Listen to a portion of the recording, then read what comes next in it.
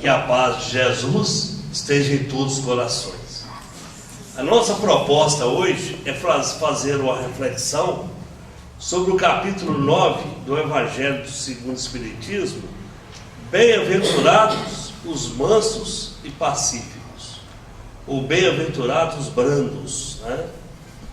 Quando nós vemos Kardec colocar junto bem-aventurados os mansos e pacíficos, é interessante porque bem-aventurados os mansos está no capítulo de Mateus 5,5 e bem-aventurados pacíficos, Mateus 5,9.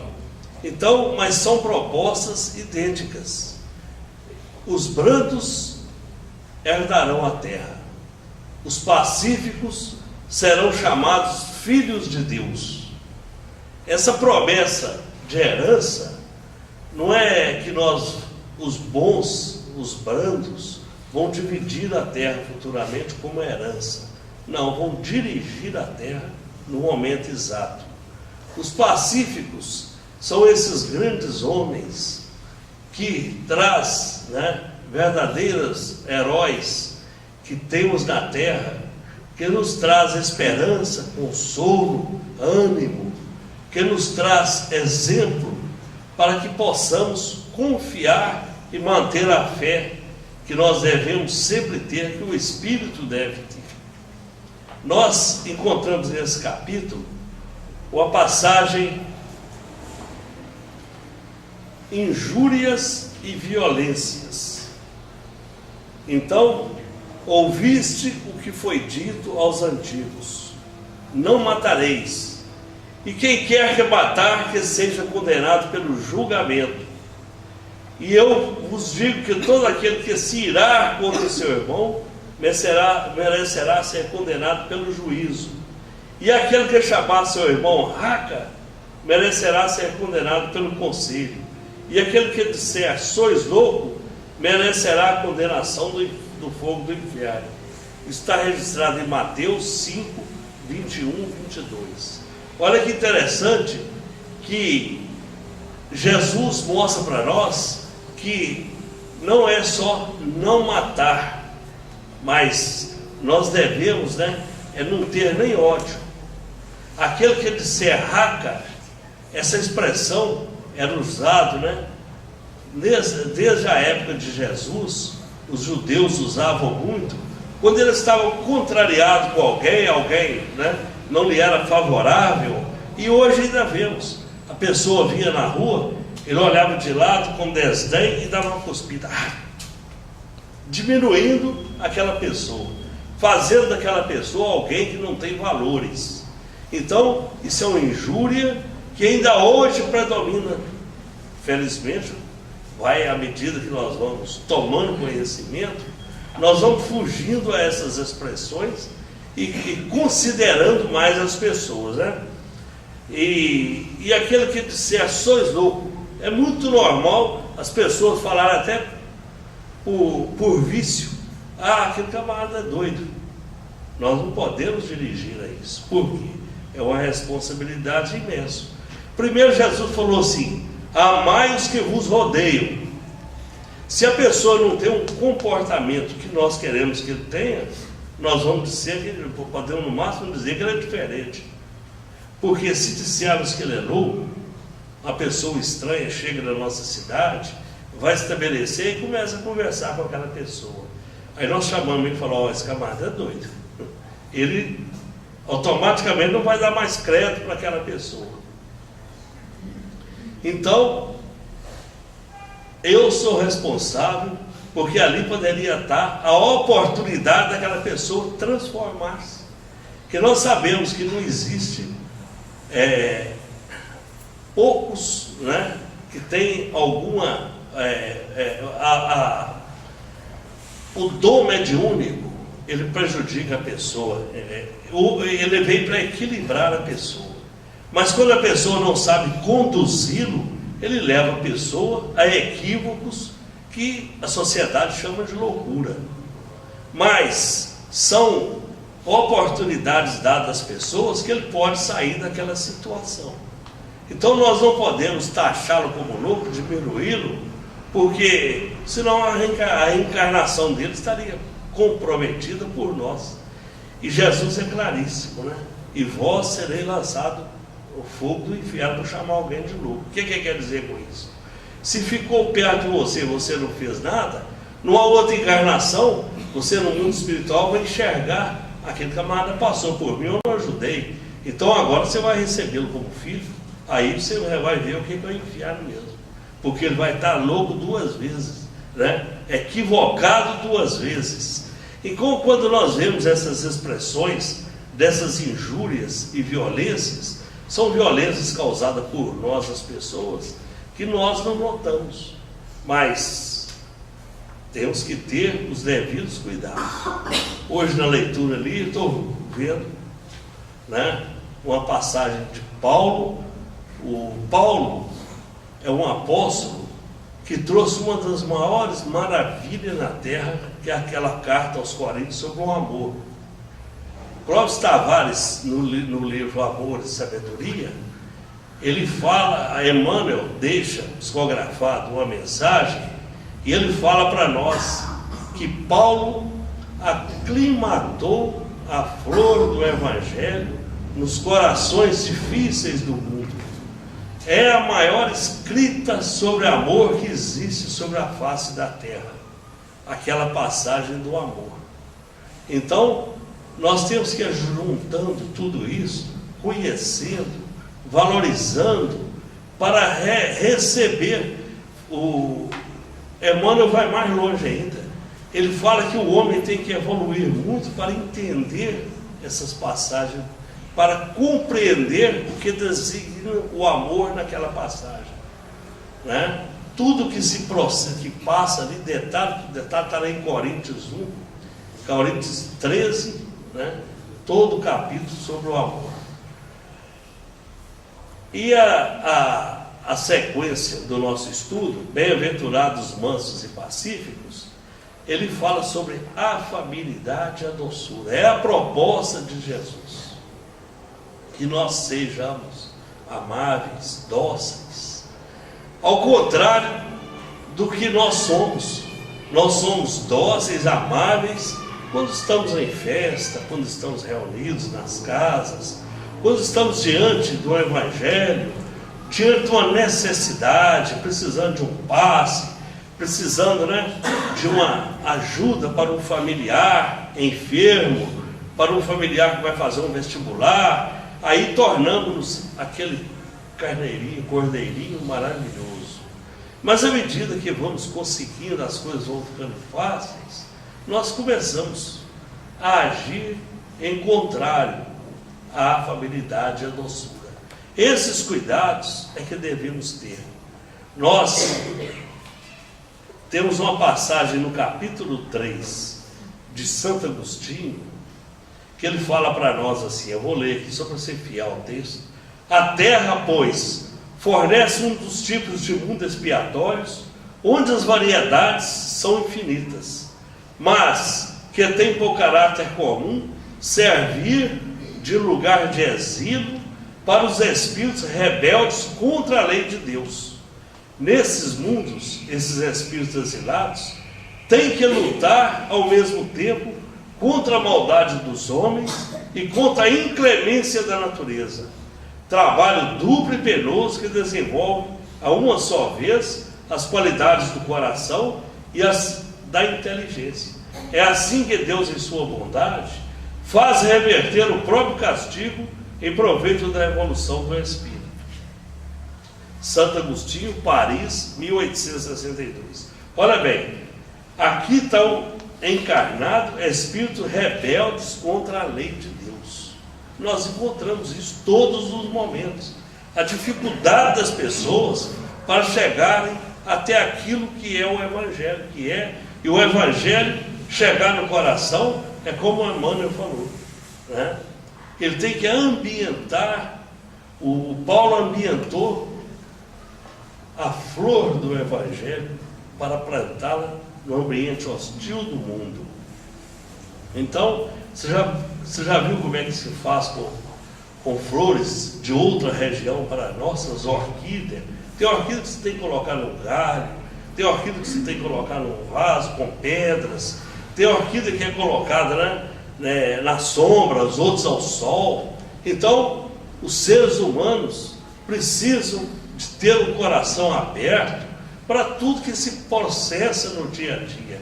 Que a proposta de Deus para conosco, no Evangelho, não é para falar de quem está em dificuldades na terra, dos violentos, é para trabalharmos os nossos corações para que nós possamos conviver com esses espíritos, porque sabemos que se estamos encarnados na terra hoje, é porque nós também estamos como eles, precisando fazer a evolução. E essa evolução vai acontecer à medida que o nosso coração se torne hostil, à medida que o nosso coração vai compreendendo o porquê que eu atravesso a rua ali, encontro com um pedinte, encontro com um com dificuldades da cegueira, outro arrastando a perna. Você encontra, sair de casa enumerando as provações na terra, você vai ver o tanto que estamos ainda atrasados. Nós falamos assim, nós somos um mundo de provas e expiações e já estamos respirando a regeneração. É verdade, nós estamos numa época crucial, uma época importantíssima da vida. Isso é mostrado para nós, principalmente no livro A Gênese. A Gênese foi escrita em 1868, então já está completando 160 anos.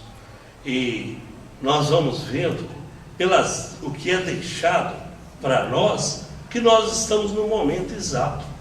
Quem buscar o Pinga-Fogo, 1971, vai encontrar um jovem perguntando a Chico Xavier quando é que viria a regeneração.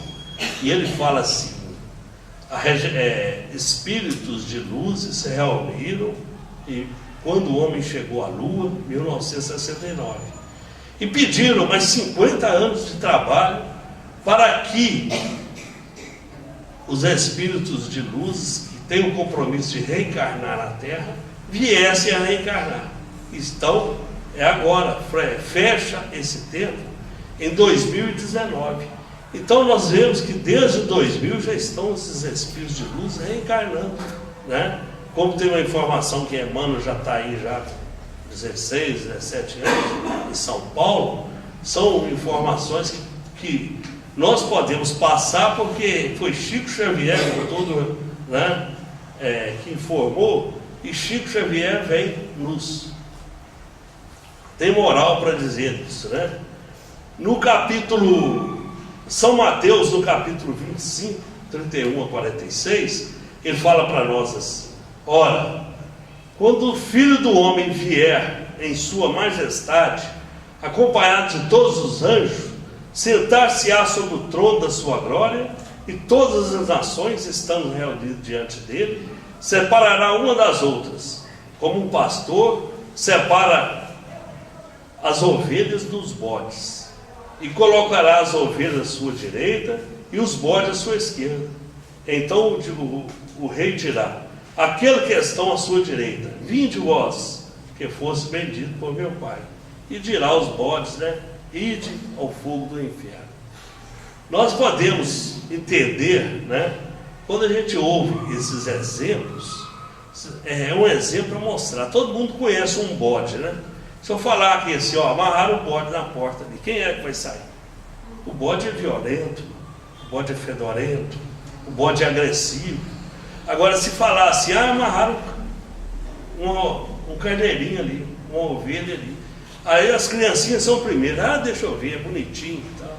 Então, é fácil a gente entender a figura, o que é figurado no Evangelho dos bodes e das ovelhas. Nós saímos na rua, já não podemos levar um celular, não podemos, porque está cheio de bode. As ovelhas, se nós as somos, nós temos que tomar providências, porque é necessário que venha um escândalo. Mas ai de quem provoca o escândalo. Então, está chegando esse momento, então nós não podemos perder a esperança eu encontro pessoas espíritas, falam comigo assim, esse mundo já não tem mais jeito, não. Eles estão estourando o banco, deixa, são os bodes dando seus últimos coices, né, as últimas cabeçadas, proporcionando, né, escândalos que são necessários. Por quê? Porque faz parte, né, da natureza deles. Conta uma história que, em certa ocasião, um indiano maravilhoso vai atravessar um rio, e quando ele vai atravessar assim, ele viu uma folha grande com um escorpião em cima. Ele pegou cuidadosamente ali e levou. Quando ele foi botar na beirada, a folha virou, o escorpião pegou e deu uma picada na mão dele. O outro falou, está vendo aí, se eu vou salvar o escorpião, ele te picou. Ele falou, olha, mas não tem problema, é a natureza dele, a minha é salvar. Então, é a nossa natureza conviver nesses tempos com esses irmãos que estão conosco no desespero. Eles não se aproximam, não entendem o Evangelho. Nós vimos lá, Santo Agostinho escreveu lá no Evangelho, no capítulo 3, olha bem, há quantos anos que esses espíritos já estavam aqui. Então, eles foram passados os anos na Terra, ao menos quando Santo Agostinho escreve isso no Evangelho, foi 1857, 1859 o Evangelho, e ninguém tomou posição para abraçar esses irmãos. Então passaram-se desde Jesus, os 2000 anos, chegou em 1857 com a revelação do Espiritismo, e eles continuaram abandonados. Eu lembro quando criança, praticamente a Igreja Católica, todo mundo ia à missa, cheia, mas não era todo mundo, era quem tinha uma condição financeira melhor, uma condição financeira mínima, porque aqueles, né, colonos, não tinham sapato, não tinha roupa, não tinha nada, eles rodeavam a igreja, não aproximavam. Depois vieram os evangélicos e abraçou aquela coisa, então estão cheios as casas. Olha que maravilha que são as religiões em suas diversas parcelas. Então a gente fala assim, mas o meio evangélico reúne milhares. É um trabalho da espiritualidade que é feito lentamente, para que todos tenham a oportunidade de conhecer o Evangelho. O que eles pregam está errado? Não, está dentro da condição daquelas pessoas. Aí fala assim, mas pedem dinheiro. Se está seguindo aquela doutrina, haja conforme ensina aquela doutrina. O que Jesus falou com César, né? O que está desenhado aqui na prata? Aqui? Que dinheiro é essa cara? É de César. Então o imperador, então é dele. A César o que é de César, Deus o que é de Deus, né?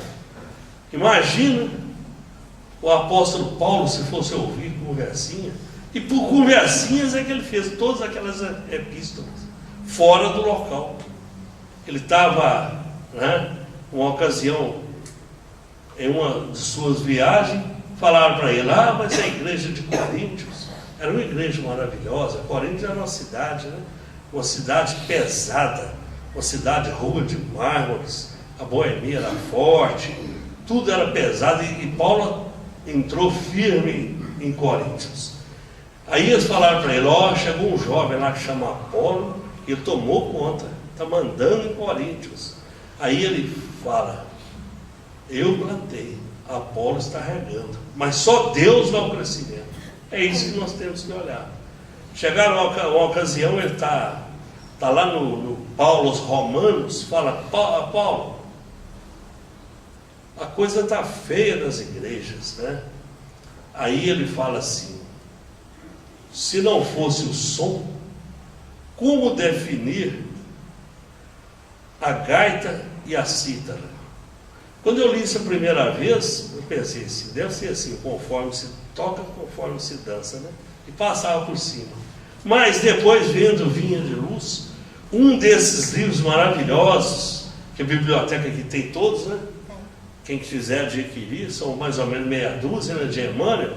Ele tem 1170 versículos traçados para nós ali, é explicado, facilitando a nossa vida, que nós devemos, aconselhamos até a ser usado em culto no lar, tudo. Então, quando o Emmanuel pega essa passagem, como definir a gaita da cítara, se não fosse o som? Aí ele fala assim: uma casa reunida como estão essa aqui hoje, você vai encontrar só anjos aqui.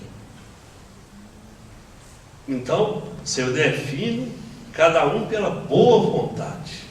Aí ele fala assim: tem um irmão ali que é um trabalhador da casa maravilhoso. Ele vem para a sopa ajudar, ele vem para... mas gosta de dinheiro fácil. Tem outro irmão que pode convocar para pregar, falar, ele é ótimo, mas gosta de anedotas, né, raciais.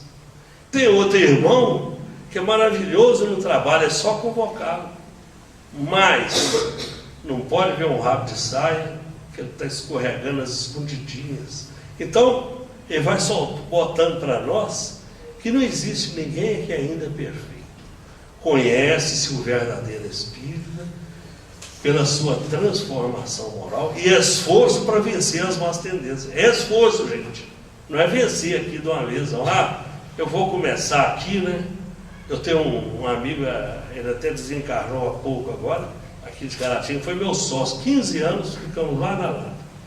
E eu vinha à reunião, esses 15 anos, e ele, passados uns 5 anos, ele começou a frequentar uma casa lá em Fabriciano, perto da casa dele, uma casa espírita.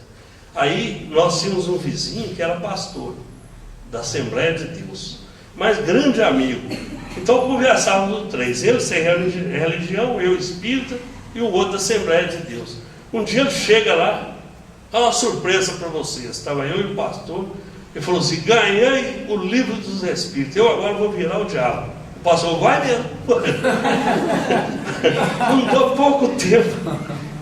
É uma expressão que, né, que a gente queria, que usava-se falar, mas ele inclusive andou enfiado no livro dos Espíritos, mas cansou logo, porque a gente sabe que uma corrida, né, uma corrida tem que ter um preparo, né? Então, uma maratona, você não pode sair disparado. Lentamente, é estudado, é calmo, tal, assim é a doutrina espírita. Ela não vai entrando no coração das pessoas aqui, porque abre uma leitura maravilhosa e essa leitura é feita. Como nós vimos aqui, a leitura do Evangelho de Mateus vai separar os bodes das ovelhas, elas já estão separadas. É o que está acontecendo agora no planeta. As ovelhas, elas estão chegando, e aqui estão ficando muito, e muitos dos bodes já estão sendo retirados. Quer dizer, cada desencarne de uma pessoa que está prejudicando moralmente o planeta, chegou a hora dele ser recebido com carinho num planeta que tem a natureza dele. Ele não vai ser preso, ele não vai ser, né, desconsiderado, ele não vai para o inferno eterno, porque não existe esse negócio de fogo ficar queimando, porque Deus é perfeito. Mas ele vai ficar em um planeta onde a natureza dele vai se sentir bem. E com os conhecimentos que ele já tem aqui, ele vai ser muito útil lá, muito bem-vindo. Ele vai ser muito importante naquele planeta. Então, é o que está acontecendo já no nosso planeta. E isso aí está na Gênesis, no juízo final. O capítulo 18, os tempos são chegados. Eu vou pedir autorização também para ler aqui, porque a gente tem que ser bem fiel ao texto, né? Ele fala para nós assim: os tempos são chegados. Os sinais dos tempos. Os tempos marcados por Deus são chegados nos dias em que todas as partes, ora grandes acontecimentos, vão cumprir para a regeneração da humanidade. Em que sentido é necessário entender essas palavras proféticas? Para os incrédulos, elas não têm nenhuma importância a seus olhos. Isso não é senão a expressão de uma crença pueril, sem fundamento. Para a maioria dos crentes, ela tem alguma coisa de mística e sobrenatural, que lhes parece ser o precursor dos transtornos da lei da natureza. Essas duas interpretações são igualmente errôneas. A primeira, naquilo que implica negação da providência. A segunda, naquilo que suas palavras não anunciam a perturbação da lei da natureza, mas o seu cumprimento. Tudo é harmonia na criação. Tudo revela uma previdência. Aí ele fala para nós no capítulo 14. A humanidade tornou-se adulta. Olha que maravilha. Tem novas necessidades, aspirações maiores, mais elevadas. Ela compreende o vazio das ideias com que foi embalada. A insuficiência de suas instituições para a sua felicidade não encontra mais no estado das coisas as satisfações legítimas para as quais se lança impelida por uma força irresistível para limites desconhecidos, à descoberta de novos horizontes menos limitados. Então, nós estamos nos tornando adultos, estamos buscando fatos, nós estamos buscando justiças, estamos compreendendo, estamos reunindo com propostas maiores. Nós estamos reunindo com proposta de burilar a alma. Já cansamos daquelos momentos em que buscávamos Deus para tudo. Eu vou procurar um emprego, né? Eu tenho uma amiga, ela falou comigo outro dia assim, ela gosta de subir os montes para orar, não é espírita, né? E conversa muito comigo, ela vem falar sobre espiritismo, mas eu sei muito bem que ao contrário, ela senta riba. Mas, como nós estamos mais de 30 anos com essa amizade, eu preferi, né, continuar amigo dela, estender, porque já está chegando quase no final de nós, né? Aí ela me falou outro dia assim, eu estou indo ao monte e ajoelhando, pedindo a Deus para ele me levar onde tem promoção, porque meu dinheiro é curto, eu acho cada promoção. Então, a forma de orar para tratar a Deus foi muito bem. Deus vai te levar, porque Ele sabe que você ganha pouco, né? E você é uma mulher fervorosa. Aí eu fico olhando, quando você vê uma mensagem dessa, falando que a humanidade já se torna adulta, que tem novas aspirações e necessidades, você tropeça com um caso desse, aí eu estou orando um pouco, né? Porque na minha oração eu envolvo a irmã. Se ela não está mudando, a culpa está sendo minha. Então, nós temos um outro item, ele fala para nós assim: o progresso intelectual realizado até hoje, nas mais vastas proporções, é um grande passo e marca a primeira fase da humanidade, mas só é impotente para regenerá-la, enquanto o homem estiver dominado pelo orgulho e pelo egoísmo. Então, se nós não fizermos, né, o que é virtude? Virtude é uma disposição da alma. Se a nossa alma não estiver disposta a mudar, nós nunca seremos virtuosos e nem teremos virtudes. O que é vício? Né? É o contrário da virtude. É exatamente o que nós trazemos de anteriores, de vidas anteriores, costumes. É muito mais fácil, né, você entrar no dia a dia das pessoas com os vícios de todos do que tornar-se virtuoso. O homem que tem uma proposta de virtude, ele vai diminuindo, né, o seu conceito com muitas pessoas, mas as qualidades de conceito que ele vai ganhando, ele vai crescendo.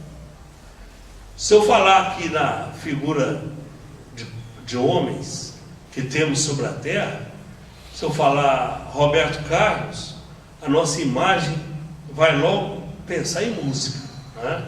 Se eu falar em Neymar, não é nem mais futebol, é dinheiro, né? Se eu falar em Chico Xavier, é virtude. Se eu falar no Papa Francisco, é virtude. Então, o que agrada mais hoje? É falar do Papa Francisco nas rodinhas de amigos ou falar do Neymar, né? Então, nós temos que mudar os nossos conceitos. É verdade que aqui fala-se do Evangelho, mas na rua você não vai sair falando, você não vai ter essa mesma recepção. Mas pratica-se o Evangelho lá na rua, sendo tolerante, compreensivo, não precisa de falar. Você não vai chegar perto de uma pessoa e falar, né, nós temos que manter. É verdade que muitos falam, aí estão taxados, né, de doentes. Só o progresso moral pode assegurar a felicidade do homem sobre a terra. Olha que interessante. Pondo um freio nas más paixões, só ele pode fazer reinar entre eles a concórdia, a paz e a fraternidade. Então, eu vi uma leitura aqui, isso aqui é a Gênesis. Nós devemos o céu e o inferno, a Gênesis. O céu e o inferno traz exemplos de espíritos aqui na terra que a gente fica boquiaberto. Aí fala assim, eu vi isso, eu achava impossível, mas nós vamos até encontrar o que nós fomos no passado. Você não procura com médiums, você não procura com videntes, você não procura com ninguém. Você analisa com a vida que você vive para saber o que você foi no passado, o que você pensa, o que te agrada. Olha o programa de televisão, né, que te agrada. Aí você tem uma ideia do que você foi, automaticamente. Olha a rua, olha os livros que você lê. O que te, né, traz algo que você tem satisfação, aí você vai analisar o que você foi no passado, as suas tendências, para que você possa mudar algo na sua vida. Aí ele fala assim, hoje a humanidade está madura para dirigir seus olhares mais alto do que eu fazia, para assimilar ideias mais amplas e compreender o que havia compreendido, o que não havia compreendido. A geração que desaparece levará consigo os seus preconceitos, os seus erros. A geração que se levanta, banhada numa fonte mais depurada, imbuída de ideias mais sadias, imprimirá ao mundo um movimento ascensional no sentido de progresso moral que nunca deve marcar, que deve marcar a nova fase da humanidade. Então, nós temos que ver que está saindo da Terra uma geração com ideias diferentes da outra que está chegando. E nós aqui no meio temos que buscar tudo que é útil, aquela que saiu, que está saindo, que irá sair, e aquela que está chegando. Colocar sempre, né, o que podemos colocar de bom nessa mudança de comportamento da terra, para nós sermos aquele pastor que Jesus pediu, né? Tem uma leitura no Evangelho que até desse capítulo 9 ele fala assim, Deus, a dor, deixa eu achar aqui para mim, é muito bonita certas colocações, né?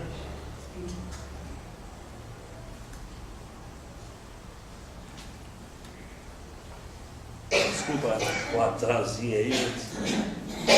Ele fala assim, a dor é uma bênção que Deus envia a seus eleitos. Olha que maravilha. A dor é uma bênção que Deus envia a seus eleitos. A dor Como é que Deus vai dessa? Como é que nós vamos taxar uma dor como bênção?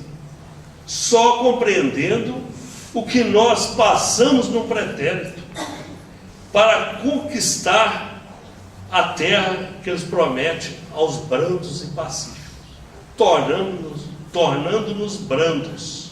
Então vamos entender por que é uma bênção, uma dor. Nós, hoje mesmo, despedimos de eu tenho um amigo, a irmã dele, 50 e poucos anos, aí fala, o que é câncer? É uma forma logo de explicar, a gente sabe. Então, todos os dias se encontram. É uma bênção para ela, para a família. Agora, vamos entender isso quando? Chico Xavier falou que nós somos ovelhas pego a cachorro. Quando eu vi essa expressão da Emmanuel, eu ri, achei interessante. Ovelhas pego a cachorro. Dizer que tinha um pastor, está lá na Bíblia, tinha 100 ovelhas no seu aprisco, e ele amava as ovelhas, e as ovelhas amavam o pastor. Quando chegou no final do dia, ele contou uma a uma, tinha 99, faltava uma. Ele embrenhou na mata, nas pedras, nas coisas, encontrou a ovelha, trouxe ela no colo, beijou a ovelha, falou para todo mundo, a minha ovelha que estava perdida, eu encontrei, colocou lá no aprisco. No outro dia, feliz com suas ovelhas, ele foi contar. Tinha 99. Aí ele falou, danadinha, é ela mesmo. Aí ele foi, passou a noite toda, de manhã encontra. Ele já não trouxe ela no colo, puxou ela pela orelha e veio arrastando. Jogou ela no aprisco, ela ficou calada. No outro dia, feliz com suas ovelhas, tratando, dando água, tudo, contou 99. Falou, não vou mais não. Soltou os cachorros, vai lá buscar. Aí eles chegaram com ela arrastando, toda machucada, toda dolorida, toda rasgada, faltando pelo, faltando um pedaço do rabo, um pedaço da orelha, e ele jogou ela lá. É ela mesma. Aí ela não foi mais. Então, a dor é uma bênção que Deus envia a seus eleitos para tornar-nos dignos de herdar a terra.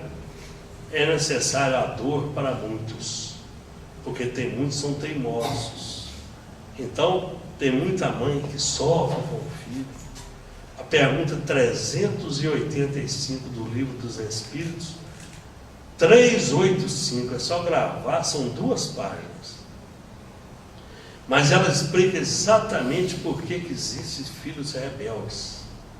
O nosso planeta, nós sabemos que aqui habitam espíritos de diversos planetas, na mesma faixa de vibração da Terra, piores e alguns melhores. Então, na nossa casa pode ter um bebezinho maravilhoso que nasceu, mas oriundo de um planeta, onde os costumes eram outros, é o que aconteceu na Terra. Então, a forma de vestir, de comportar, de agir, ele não vai entender os pais e nem os pais entendê-lo. E quando chega ali, né, a fase áurea, que a encarnação vai até os 7 anos, dos 7 aos 14, ele está pegando, né, os ensinamentos maiores, daí ele está livre para, depois dos 14 anos, você já não ensina mais nada para a vida. Aí dos 14 aos 20, ele vai se revelar. Então ali está a pergunta 385 mostra isso para nós. Então, nós muitas vezes pensamos assim, aí começamos a imaginar. Nós não temos que imaginar, temos que compreender, fazer o que temos que ser feito. Faça a sua parte. Se houver sucesso, felicidade para você. Se você não tiver sucessos, você vai ter sucesso com Deus, porque você passou por uma provação difícil. Mas nada é perdido. A dor é uma bênção que Deus envia a seus eleitos. Então, às vezes ele envia como filho, às vezes envia como uma doença, às vezes envia como uma perda de bens materiais. Fulano, de repente, você viu, a casa pegou fogo, queimou tudo. Eu tenho um vizinho lá em Patinga, há um mês atrás, uma lojinha bonita, uma boutique toda animada, tal, uma moça está fazendo o último semestre de Direito, eu vou ficar até dezembro, a tia vai continuar, encostou a caminhonete lá, na segunda-feira eu vou ver, a loja estava vazia, levou tudo. Ela falou, como é que eu vou fazer? Trabalhar de novo. Então ela levantou a cabeça e foi procurar emprego. A loja dela foi embora. Aí nós falamos assim, mas e quem levou? Não adianta, né? Querer resolver as coisas, porque está vindo de um pretérito, está vindo, e são muitos fatos acontecidos a todos os instantes da terra. Compreender que a dor é bênção, compreende aquele que como diz o Emmanuel, que o Paulo aclimatou a flor do Evangelho no coração hostil. Nós temos que aclimatar essas dificuldades no nosso coração hostil. Fazer as mudanças do dia a dia, aceitar os acontecimentos, para que nós possamos ser útil aqui na Terra. Olha, esta fase, olha que interessante na Gênesis. Quando eu fiz essa leitura aqui, me enche de esperança também.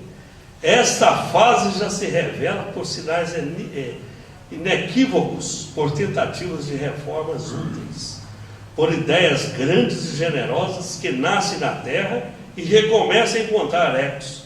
Assim é que se vê fundar uma multidão de instituições protetoras, civilizadoras e emancipadoras, sob impulso e por iniciativa de homens predestinados à obra da regeneração.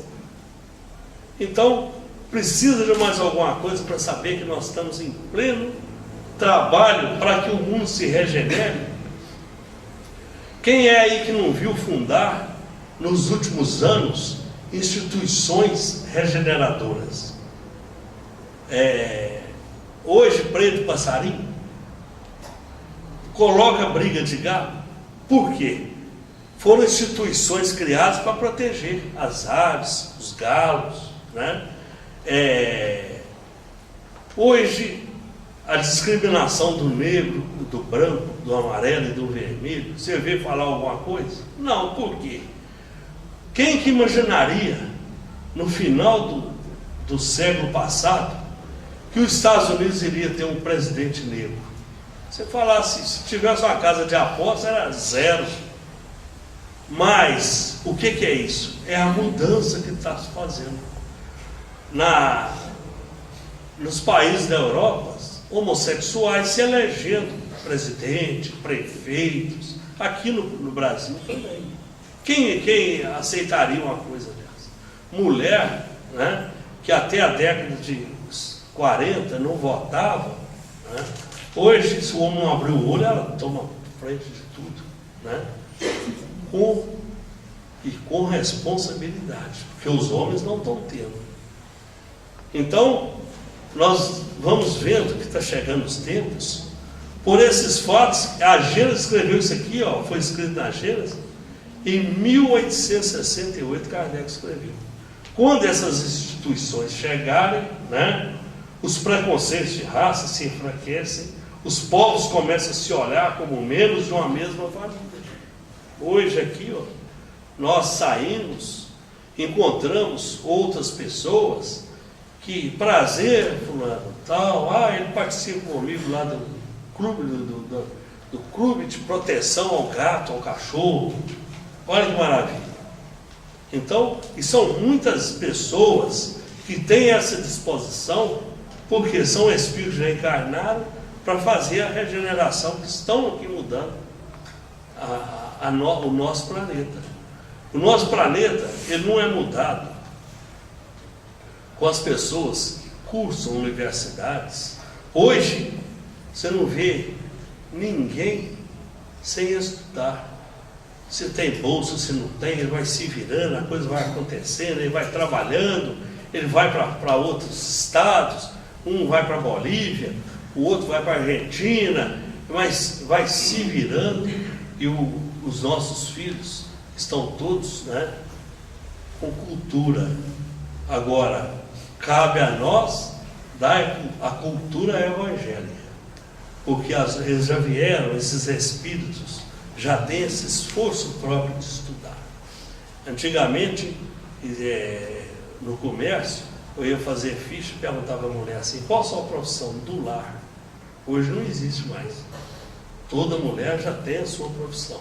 A profissão do lar, né? E o marido chegava e falava, o que sua mulher faz? Ela não faz nada não.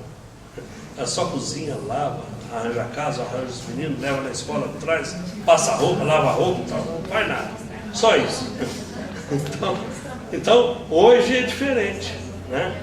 Hoje, o próprio Evangelho fala por nós, né? Quando a aliança da ciência e a religião. A ciência já vem criando aí a máquina de lavar roupa, de passar roupa, já o telefone, o celular, você já comunica e não precisa de lá mais, você já fica sabendo, e não tem mais que soprar fogão, né? Os fogões já, então, fornos de elétrico e tudo. Então, é a ciência fazendo a sua parte. E vem hoje a ciência incentivando a tudo. O homem hoje, pelo alimento, ele já faz a qualidade de vida dele futura. Pelas academias, pelos incentivos, as preocupações, né? Eu não peguei essa farra não, então eu peguei uma barriguinha, mas eu já tive uma cinturinha de touro. Hoje ela é de toureiro, então foi uma troca que aconteceu. Mas hoje nós já temos mais cuidados com a pessoa. E está lá no Evangelho. Interessante que a gente vê e fala assim, né? Evangelho é só para falar de Deus, Jesus, para prometer isso. Não. O Evangelho nos mostra tudo. Agora Kardec falou, amai-vos e instruí-vos. E Jesus, João 8,32 falou, conhecereis a verdade e a verdade vos libertará. O que é ficar liberto? É ter uma consciência tranquila. Saber que aquele que está abandonado na rua não é abandonado nosso, mas eu posso fazer algo para que a sua dificuldade, né, ela seja menor, para que ele não seja abandonado com fome, para que ele não seja abandonado com frio, para que ele não seja abandonado, né, sem instruções mínimas. Então as casas espíritas, felizmente cada uma pega a sua responsabilidade. Como eu cheguei ali, um rapaz falou assim, eu sei onde é que você está indo, lá na Cantina Áurea. Eu falei, aí ele falou, eu vou lá. Aí eu falei assim, ele não aprendeu ainda que a casa aqui, né, tem outro nome, mas ele aprendeu o que define ele com a casa, o que simpatiza ele com a casa. Então, a Cantina Áurea, quer dizer, ele já tem todo, então pode ir e tal. Eu estou olhando aqui, quer dizer, olha que ele já tem uma simpatia por quem está aqui frequentando a casa. Ele aprendeu algo. As pessoas o tratam bem, automaticamente ele tem aqui carinho e amor. Lá na rua ele está respondendo com o mesmo carinho e amor. Então, a vida nossa, ela é traçada, mostrada para a gente, com todas as... Então, a geração nova, para que os homens sejam felizes sobre a terra, é necessário que ela não seja povoada senão por bons espíritos, encarnados e desencarnados, que não quererão senão o bem. Tendo chegado esse tempo, uma grande migração se cumprirá entre aqueles que lá habitam, aqueles que fazem o mal pelo mal, e o que sentimos do bem não toca, não sendo mais dignos da terra transformada, dela serão excluídos, porque lhe trariam de novo a perturbação, a confusão, que seria um obstáculo ao progresso. Eles irão espiar o seu endurecimento, uns nos mundos inferiores, outros entre as raças terrestres atrasadas, que serão o equivalente de mundos inferiores, onde levarão seus conhecimentos adquiridos, e terão por missão fazê-las avançar. Serão substituídos por espíritos melhores, que farão reinar entre eles a justiça, a paz e a fraternidade. Então, a terra não vai ficar livre dessas perturbações. Ela vai aumentando a qualidade. E nós, sendo incentivados por essas almas que virão, também vamos mudando o nosso comportamento. Então, isso que é o céu. a felicidade. A pergunta 1018 do Livro dos Espíritos, Jesus fala assim, né? O que queria Jesus dizer com o meu reino não é deste mundo? Ele queria dizer exatamente o capítulo 9 fala: os bons herdarão a terra, os brandos. Aqueles que estão aqui agarrados às coisas materiais, eles nunca serão brandos. Eles poderão ser grandes empresários, mas Jesus fala que eles só pertencerão ao mundo dos espíritos superiores o dia que ele vai ter condições de ter todos os bens materiais. Pode ter uma casa na praia, uma casa na cidade, no campo, mas que aquilo ali não seja a sua marca. Ele pode ter um carro do ano, todo mundo tem o direito de ter, mas que aquilo ali, ele não fique preocupado. Botou o carro lá, vão roubar meu carro. Se roubou, te deixou as pernas, né?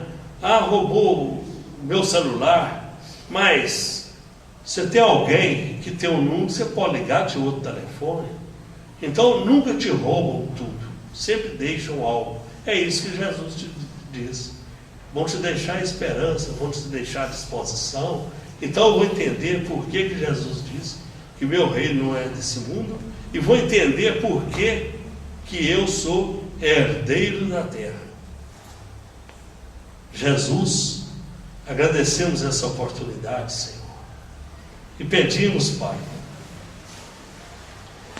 que os irmãos da espiritualidade maior continuem envolvendo essa casa, os trabalhadores, os incentivadores, os frequentadores, aqueles que de uma forma direta ou indireta auxiliam essa casa, aqueles que não compreendem essa doutrina, que recebam o nosso carinho e o nosso abraço. Pedimos, Pai, que as nossas vibrações desse encontro sejam estendidas aos lares de Caratinga, lares em enfermidade, que ali chega o bálsamo, lares em discórdia, mestre, que ali chega a paz, lares em luto, que ali chega a compreensão. Faça, mestre, com que cada irmão que peregrina, abandonado, tenha o seu anjo na guarda, a atenção para dirigi-lo a um dos trabalhos da casa, e que ele se torne o simpatizante do seu Evangelho, Senhor. Que assim seja, graças a Deus. Muito bem.